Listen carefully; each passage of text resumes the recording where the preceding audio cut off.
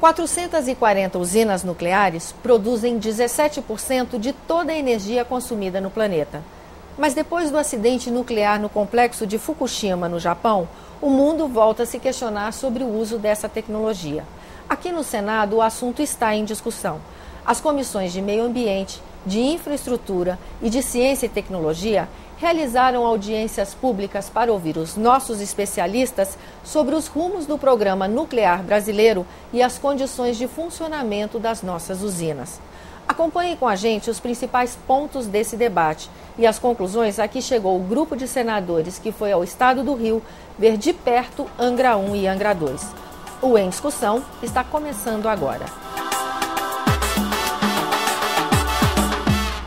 Em 11 de março deste ano, o noroeste do Japão foi assolado por um terremoto seguido de tsunami. Na contabilidade dos prejuízos, Fukushima, que entra para a história como o terceiro acidente grave em usina nuclear. Aqui no Brasil, as atenções se voltaram para Angra. O que as nossas usinas têm em comum com as japonesas? E qual o risco de termos acidente semelhante? Veja a resposta dos especialistas. A área nuclear se caracteriza muito por aprender as lições e incorporar essas lições. Vale ressaltar o tipo de tecnologia usada no Japão, que nessas centrais é diferente do que nós utilizamos aqui no Brasil. Esse é o terceiro grande acidente nuclear. Existem muitos pequenos acidentes com reatores nucleares, mas grandes houve o que eu já citei aqui, de Three Mile Island, na Pensilvânia, nos Estados Unidos, em 1979. Quantas pessoas morreram? 0. Quantas pessoas foram contaminadas no maior acidente que houve com esse tipo de reator? 0. E essa usina, ela é do mesmo tipo das nossas usinas aqui de Angra dos Reis. O segundo, de Chernobyl, em 1986, já é um outro conceito de reator.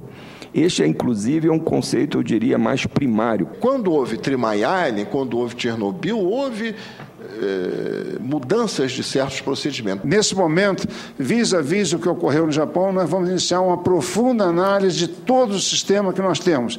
Então, os reatores, mesmo aqueles que estão em operação, são frequentemente atualizados. O nosso sistema, a cada 10 anos, nós fazemos uma revisão total. Segundo especialistas, há 3 pontos críticos no funcionamento de qualquer usina nuclear: a preservação dos reatores, o manejo do lixo radioativo e a segurança da população vizinha à usina.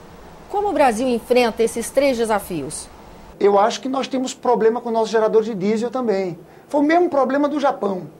O terremoto do Japão tem um primo aqui no Brasil, que são os deslizamentos, né? E na visita que nós fizemos, o presidente eletronuclear, Dr. Oton, fala em mexer em alguns geradores desses. Tem um gerador que pode haver alagamento.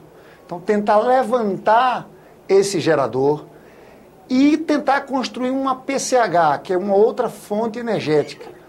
O que nos pareceu é que a eletronuclear, a direção da eletronuclear, tem essa preocupação e tem procurado investir permanentemente em segurança.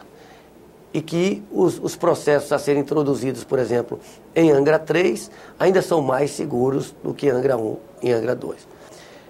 Em relação aos resíduos, esse é um outro grande desafio, né, para o conhecimento científico, tecnológico, das nações, como acondicionar, como tratar os resíduos. É uma questão de gestão, de gerência e de fiscalização, porque o Brasil sabe o que deve fazer, tem tecnologia para fazê-lo, precisa de gestão, de fiscalização, de cobrança, para que não se descuide com o lixo atômico, como já houve um incidente no passado. A evacuação de Angra é realmente uma velha discussão.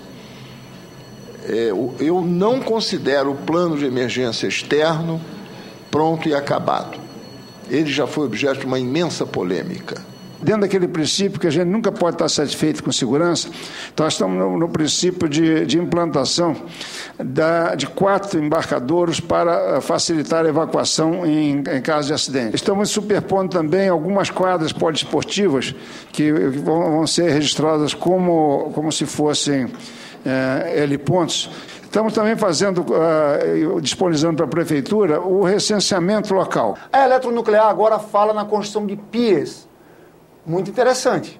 Mas em quanto tempo esses piers vão estar construídos? Até lá, nós vamos ficar esperando o quê? Né? Sorte.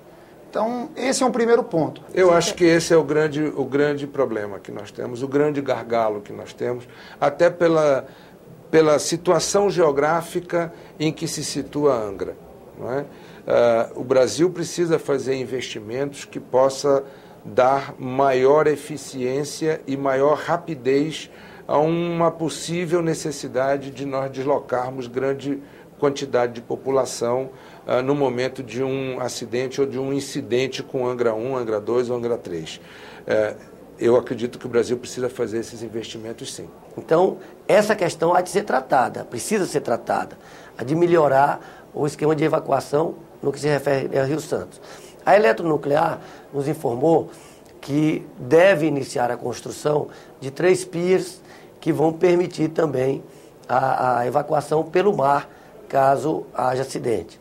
A gente percebeu também que a população precisa estar melhor informada, melhor treinada na hipótese de um acidente, que, repito, embora muito remoto, nós não podemos descartar a possibilidade de acontecer. A gente olhando o problema em Fukushima, no Japão, a gente sabe da experiência japonesa em prevenção a desastres, né?